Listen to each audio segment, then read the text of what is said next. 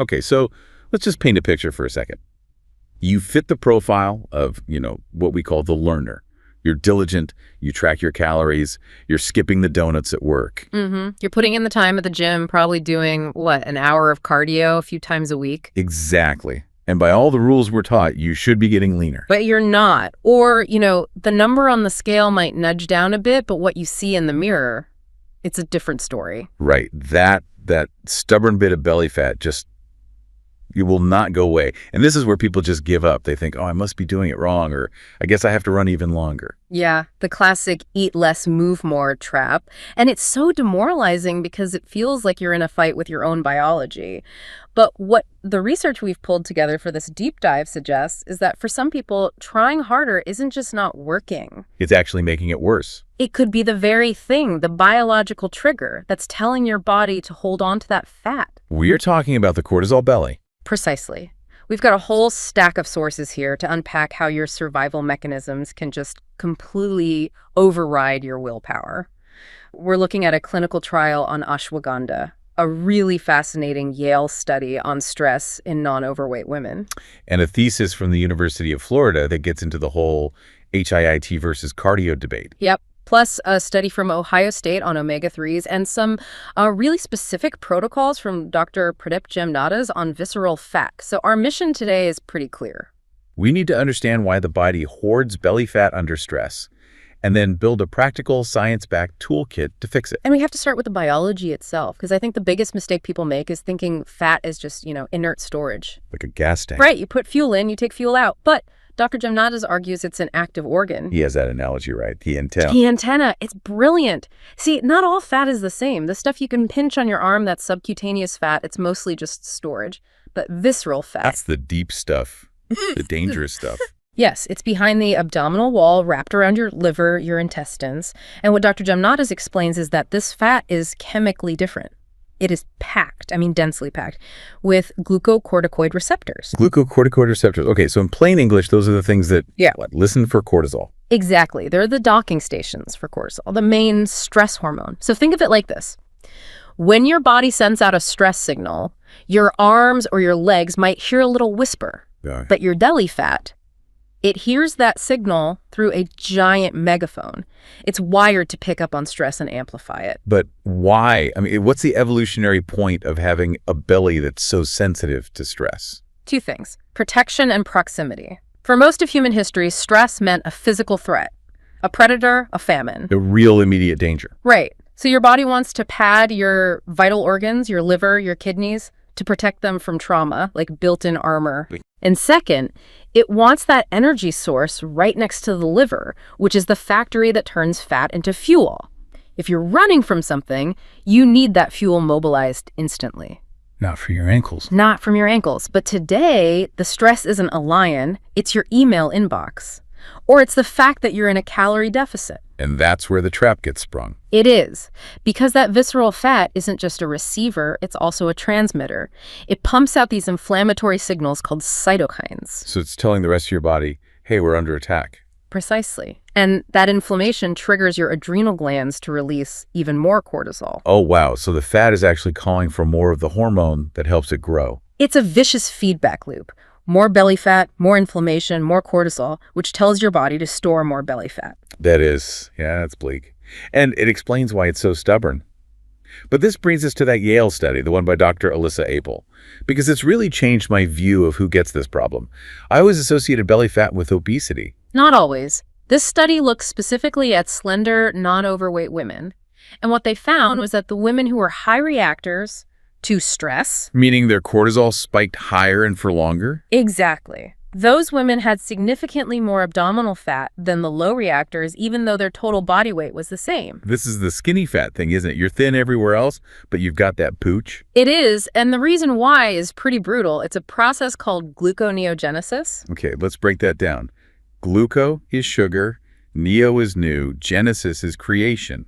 So creating new sugar. Right. Your brain senses a threat and it screams for energy. It tells the liver, I need sugar now. But if you haven't eaten, maybe you're on a diet. Where does it get the raw materials? It cannibalizes your muscles. Yeah. It strips amino acids from your muscle tissue, converts them into glucose, and dumps that into your blood. Wait, I just want to pause on that. So you're stressed, you're dieting to lose weight, and your body responds by eating its own muscle to raise your blood sugar. Yes. And here's the kicker. That blood sugar spike triggers an insulin spike. And as we know, insulin is a storage hormone. You can't burn fat when insulin is high. So you end up with high blood sugar, high insulin, and you're losing muscle mass. You're literally burning your engine, your muscle, to put more fuel in the trunk, your belly. That's a perfect way to describe it. And that leads right into the exercise paradox, because the standard advice is just do more cardio. Go for a long run, right? But if your body is already screaming emergency, how is that not just throwing gasoline on the fire? Okay, this is where that University of Florida thesis by Stanley Wu comes in. The whole HID versus steady state cardio thing. And I think the endurance paradox is going to make some runners pretty mad. It might. But if you look at it from that evolutionary perspective, chronic medium intensity cardio, like a long jog, it kind of mimics a very specific ancestral stress. What, like a migration across a barren landscape? That's a great way to put it. You're expending energy for a long time without any food intake. The body thinks it's a famine, so it raises cortisol to keep you going, but it also clings desperately to its fat stores. So is HIIT the answer then?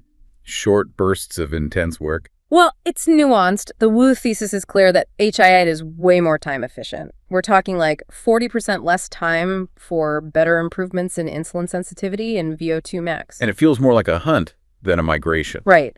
Intense effort, then recovery. It generally doesn't trigger that same chronic stress signal. But I did see a conflicting study in our stack from Zhang that suggested moderate cardio might actually be better. Yeah, and this is why we have to be careful not to make blanket statements. The Zhang study argued that because you can do moderate cardio for longer, the total volume, the total calories burned, can be higher, which did lead to more visceral fat loss in some groups. So the trade-off. It really depends on you. If you're that stressed out, high cortisol person we started with, adding an hour of steady state jogging might just be the thing that overflows your stress bucket. For you, the hormonal signal is more important than the calorie burn. So, if running isn't the answer, what is? This brings us to the metabolic flush. This was Dr. Kamnatis's idea, and it sounds almost too easy. It's incredibly simple, but the physiology is rock solid. The protocol is just to walk for 10 to 15 minutes immediately after you eat a meal. Not later, like right away. Right away, because when you eat, your blood glucose goes up and your pancreas releases insulin to shuttle that sugar into your cells. But light muscle contraction, Like walking. it opens up a different door. It triggers something called a GLUT4 transporter. Think of it as a mechanical gate that lets glucose into your muscles without needing insulin at all. So you're physically sucking the sugar out of your blood with your leg muscles before your body even has a chance to store it as fat. You've got it. You blunt the insulin spike and the cortisol that follows. It's not a workout, it's a disposal system for fuel. That's something you can do tonight. Okay, let's shift to the supplement toolkit, because sometimes that baseline cortisol is just stuck on high. And we need to be really specific here because the supplement world can be a bit of a mess. This study we're looking at used a very particular extract, didn't it? KSM-66 ashwagandha. It did. A randomized, double-blind, placebo-controlled trial. That's the gold standard. They gave people 300 milligrams of this high-concentration root extract twice a day. And what were the results? I mean, did people just feel better? They measured it. They measured serum cortisol in their blood. The group taking the ashwagandha saw a 27.9% reduction in cortisol. Almost 30%. That's huge for an herb. It's massive. And what's really relevant for this conversation is that they also saw significant reductions in body weight and BMI compared to placebo. And they weren't on a diet. So just by lowering the stress signal, the body felt safe enough to let go of the weight. That's the theory. Ashwagandha is an adaptogen. It sort of calms down the HPA axis, which is the command center in your brain that controls your adrenal glands. It tells it to stop hitting the panic button. Okay, so KSM-66, 300 milligrams twice a day. Got it. Now, what about omega-3s? I feel like almost everyone takes fish oil, but that Ohio State study implies most of us are probably not taking nearly enough. Not even close. Your average bottle might say take 1 or 2 capsules, maybe 1.2 grams. This study tested that standard dose against a high dose of 2.5 grams a day. And the low dose didn't do much for stress. It had some cardiovascular benefits, sure, but the 2.5 gram dose was the only one that actually suppressed cortisol and inflammation during a stressful event. Wow, that's a lot. That's like 5 or 6 of the standard pills. It is. But the study also found that high dose protected an enzyme called telomerase, which repairs the ends of your DNA. So you're not just fighting stress, you're literally slowing down how fast stress ages your cells. So if you're going to bother taking it, take enough to work. Okay, movement, supplements. Now sleep. And not just get more sleep. I want to talk about that 3 a.m. wake up, that nocturnal alarm. Ah, yes. You fall asleep just fine, and then bam, eyes wide open, heart racing. It feels like anxiety. But the root cause isn't necessarily psychological, is it? It's a fuel crisis. That's right.